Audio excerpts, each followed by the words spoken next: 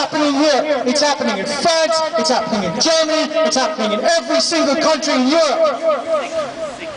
When I go to other countries that are outside the globalist paradigm for various reasons, they ask me, what the hell is going on in Europe? Like, they have no respect for us in other countries.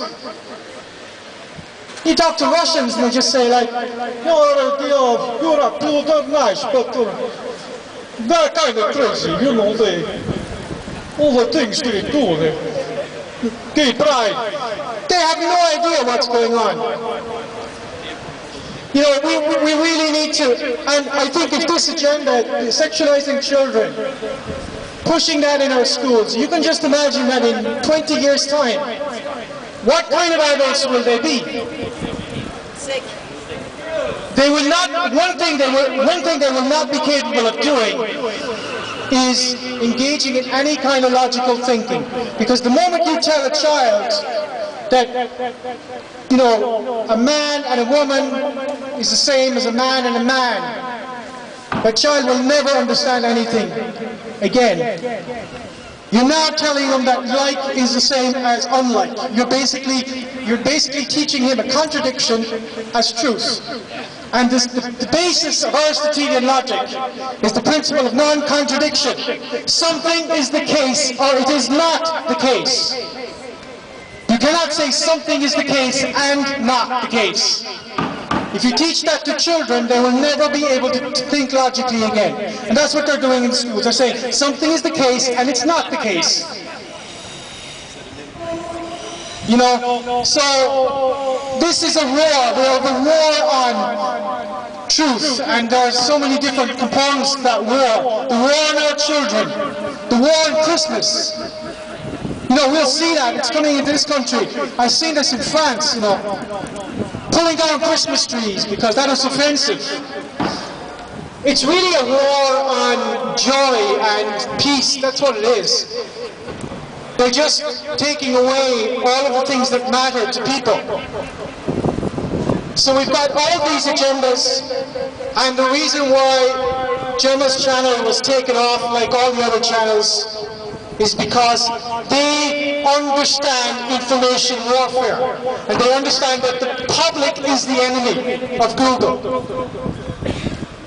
and it's the enemy of imperialism. Lenin described imperialism as monopoly capitalism. The left really need to do some homework when it comes to fighting imperialism, because they support all of the agendas of imperialism. And they don't support free speech. So, on that note, I'll try and conclude.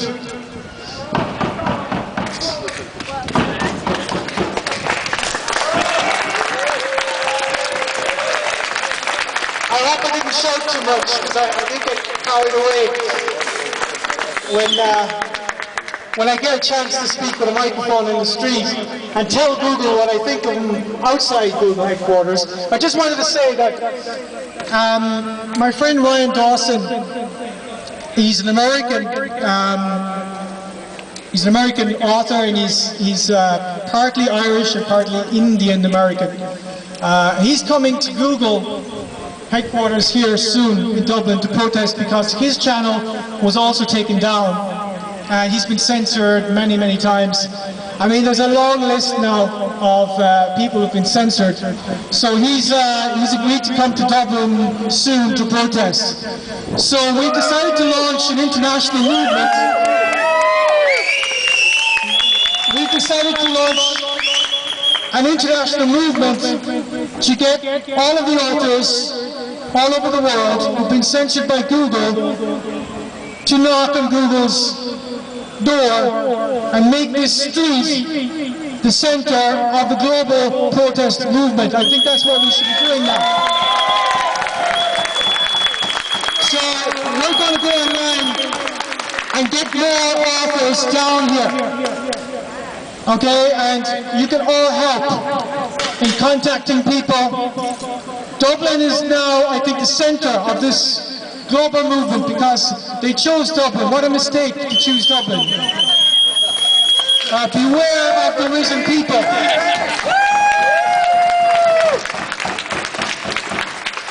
And if there's one thing the Irish are respected for all over in the world is that they were a very small country that fought a very big empire. And they were prepared to fight for their freedom. We're the only country in Western Europe that did that. We have a unique history. And that's why our movement is unique.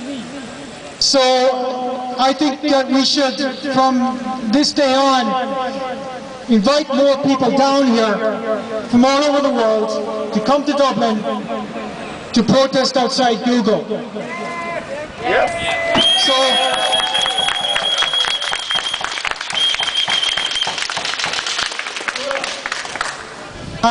thank you again for having me, and I'll hopefully stick around for several days, and I hope to, if you haven't visited my website, which, while it's still there, please go there. It's www.gearóid.org. I'm still on social media. They have difficulty saying my name. I think that's the reason why they can't get me. Please, if you haven't connected with me on social media, do that. And I'm Bradford Soviet on Twitter, and just briefly on that, Bradford Soviet, you might wonder what that is. Some of you probably know. You know, I used to be a communist. Still am a bit of a communist, but anyway. But I'm from Cork, where we're all communists down there. The Bradford Soviet was a movement in Ireland around 1919 against the war, against the British occupation. And they set up Soviets. As you know from Russian, Soviet just means a council, right? It was you had one in Limerick, the Limerick Soviet, and the Bradford Soviet was in Clare. And the people basically, when they had no other choice, they united and they formed a council, a committee, to run Limerick. And the people ran the city themselves, and they even created their own currency. And it's an example of what people can do. And the slogan of the Bradford Soviet was "We make butter, not profit." They took over the butter making industry down there, and their slogan was "We make butter, not profit." So it was a people's movement. That's why I called my Twitter account after the Bradford Soviet, because it's an example of what people can do when they get together and cooperate. So thanks again for having me, and talk to you again soon, hopefully.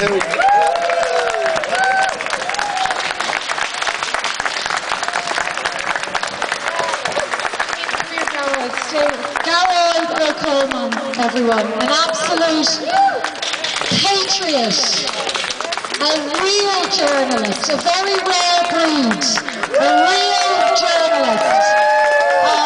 I'm so proud to stand beside him because whenever I did interviews with Gearóid, they always went viral, and I knew these people in here, you live in fear, your work, with the click of a button, they can just wipe it out. And as Gearóid said, hours and hours and hours of work we have put in to try and inform the Irish people about what is happening. Many of them know. They see it, they know their country has been turned into an open-air asylum. But it's our duty as journalists to inform them and to defend them. And that is what Gearóid has been doing. But these psychopaths in here, and that is what they are, just wipe it out because they don't want the people to know. They don't want the people to be able to make up their own minds. And Gearóid is so right when he talks about how this is about the protection